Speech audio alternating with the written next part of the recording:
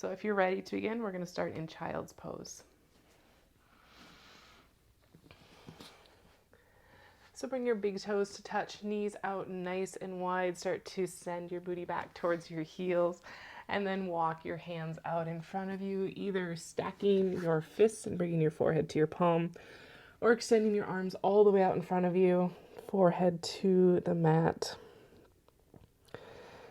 And once you get into child's pose, take a moment to transition from anything going on outside of the mat, any of those to-do lists that you love to have your mind make throughout the day. And just take a cleansing breath or two, letting all those things go for the next few moments here while we flow. So in through your nose, out through your mouth. Again, in through your nose.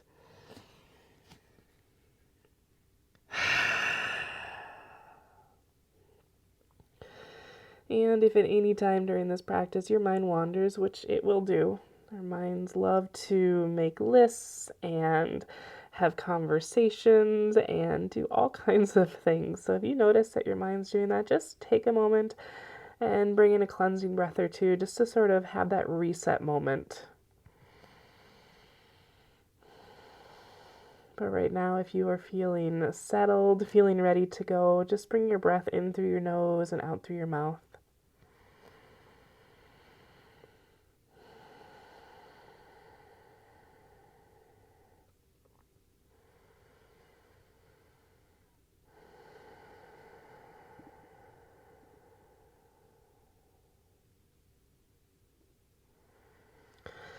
Start to walk your hands back, coming up to your tabletop position.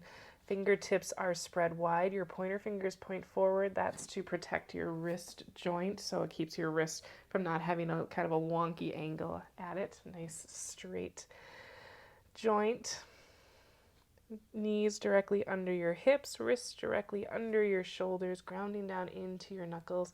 And just send your right foot back, ball of your foot on the mat. And now you get to control however much of a stretch you feel in the back of your right leg. So just pushing your heel down towards the mat, you should feel a lovely stretch all the way up the back of your leg. If you feel any pulling or pain at your knee joint or at your ankle, back off, bend your knee.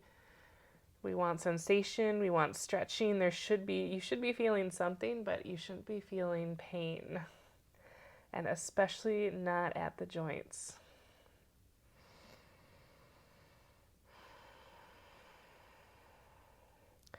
Swap it out.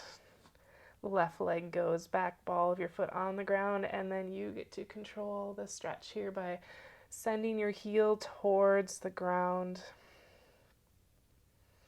Notice how just the smallest minute movement can really have a big impact on the way that your leg feels, where you feel a sensation, how much of a sensation and a stretch you're feeling.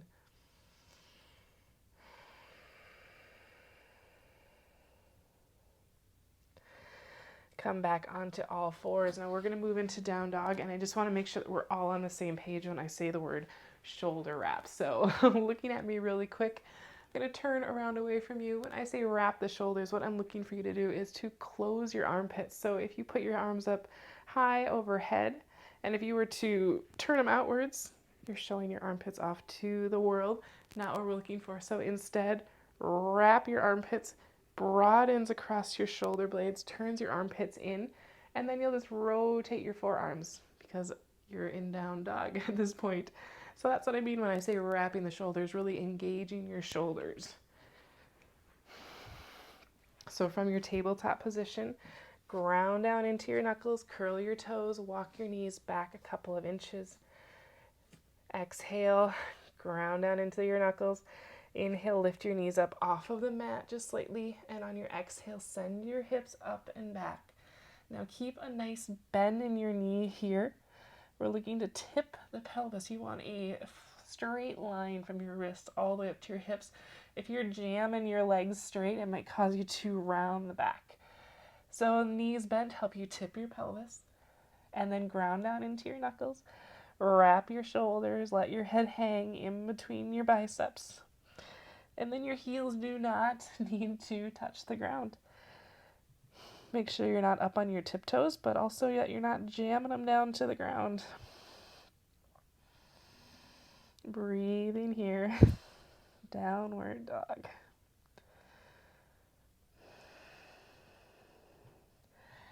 Now on an inhale, look forward, bend your knees even more. And on your exhale, however you can, bring your right leg up in between your hands. Maybe it just comes halfway and you kind of help her up. No worries there. And then drop your back knee down. Front knee is on top of your front ankle, not past it. If it's wanting to go past, just walk your foot out just a little bit. Now, you should be feeling a sensation already in your back hip. If not, you can walk your back knee back just a little bit more to get more into this pose. If for any reason your knees bother you and you're on your knees, super easy. Just fold your mat over, creates a little bit more padding. When you're ready, rise up. Arms reach up overhead. Again, shoulders wrap. Close your armpits.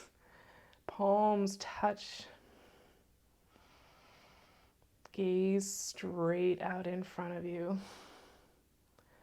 So knee tracks directly with your toes. Your knee is also on top or a little bit behind your front ankle. Nice sensation in your back hip flexor here.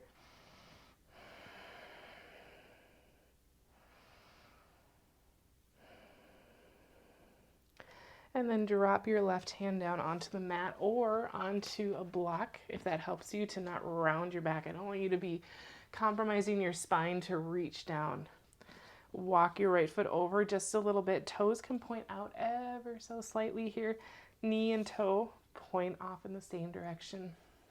On an inhale, lengthen your spine. On your exhale, start to twist open to your right hand on your right thigh. Spine is long and straight. Don't collapse into your shoulder. If it would feel good, you can lift your top arm up towards the sky.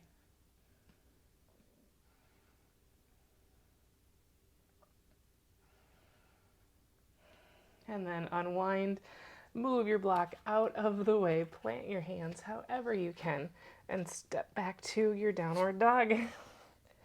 Maybe it's graceful, maybe it's not, however you get there. Breathe here again, wrap your shoulders. I always say it's like your armpits are headlights and you're trying to shine them to the back of your mat, not out to the side. And on your next inhale, bend your knees even more.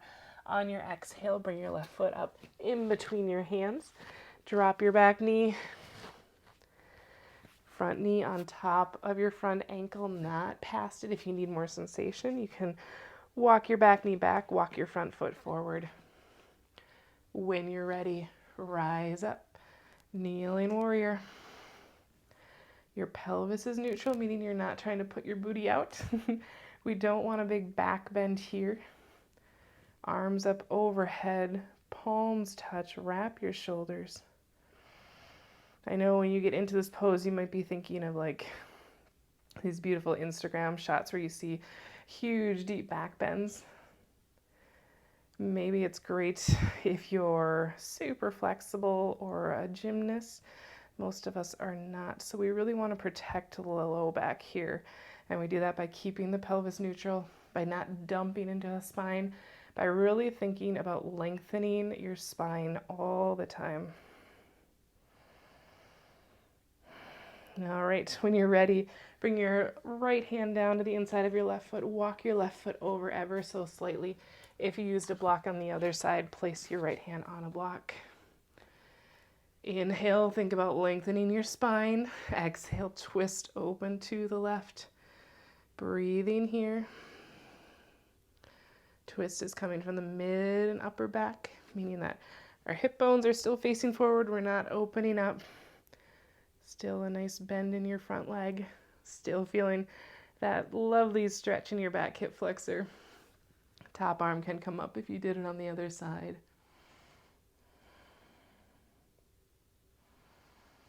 And again, listening to your body. If your knee feels funny, if you feel pain or like that kind of sharp pricking, back out of a pose. Yoga teaches you to really pay attention to all the small little nuances in your body. All right, unwind here, move the block out of the way, lift your back knee, and however you can, get back to your down dog. Beautiful. And on your inhale, bend your knees, look forward. As you exhale, walk your feet up to meet your hands. Inhale, hands to your shin, flat back, monkey pose, gazes down. Exhale, fold. Inhale, bend your knees, rise up, leading with the back of the crown of your head. Palms reach up overhead and touch, and then exhale, hands down to heart center. Nice job here in your Tadasana. Palms reach up overhead and touch, and then grab your right wrist with your left hand. Inhale, lengthen your spine. Exhale, lean over to the left. Breathing here. Hip bones stay pointed forward, looking for that stretch all along your right side body. Breathing, thinking about even twisting your shoulders up and open.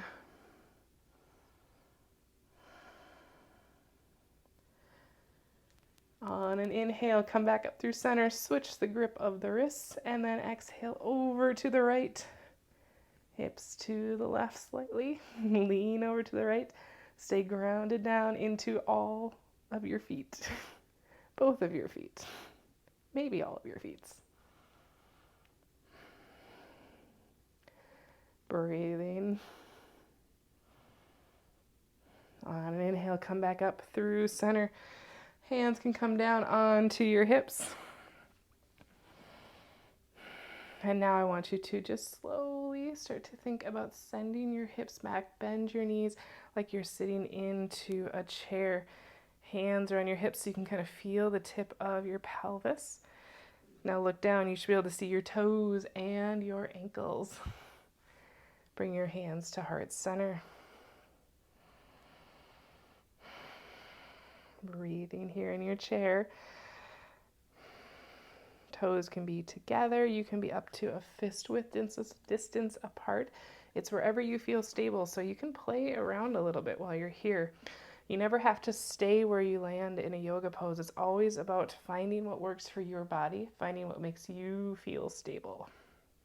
If you want a little bit more of a challenge, palms can come up overhead, wrap your shoulders, breathe. Make sure you can still see your toes, your ankles. Back is nice and flat. You've got a slight engagement of your core.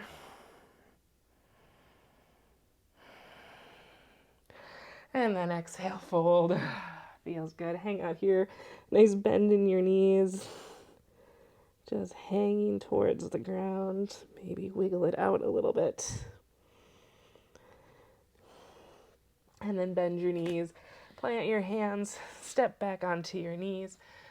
Circle around, coming into your Sukhasana. Again, if you like to sit up on a blanket, on a bolster, on a pillow, grab that. Pelvis is nice and neutral. Spine is long, so pretend you have a string at the back of the crown of your head. Now just pull it up ever so slightly, finding the teeniest bit of length in between each vertebrae. Feels so good. Hands down on your knees. If you feel safe, close your eyes or bring your gaze just towards the ground.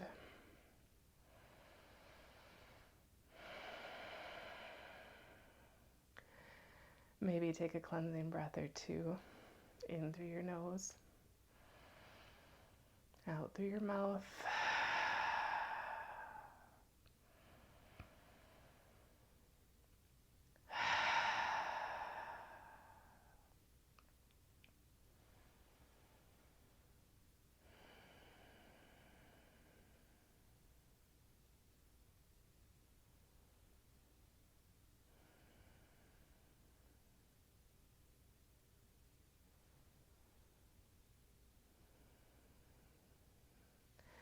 I want you to, on your next inhale, think about lengthening your spine. On your exhale, just start to tip your pelvis forward, coming into a really gentle forward fold.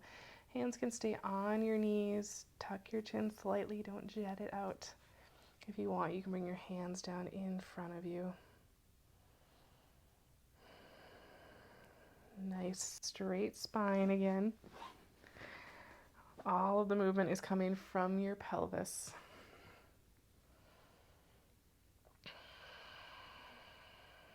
And as you breathe, think about letting your exhales get a little bit longer than your inhales. So if you're breathing into 4, maybe start to exhale to 6 or 7, just slowing that down.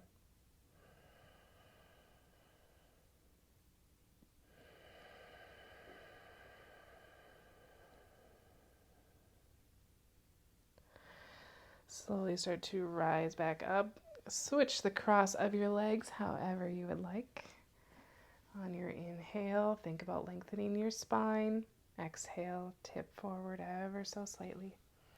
All the movement coming from your pelvis, kind of like you're trying to stick your tailbone out. Spine nice and long. Bringing in that V Samavritti breath. Unequal breathing.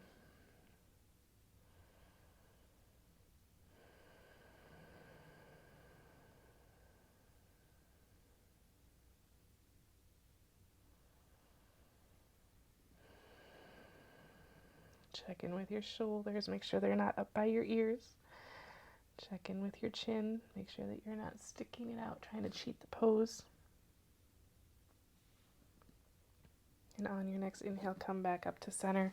Bring your palms to heart center, Anjali Mudra. Take a moment to thank yourself for doing something so good for your body in such a short amount of time. If it would feel good, bring your thumbs up to your third eye center. Maybe gently bow down, taking a moment to thank yourself.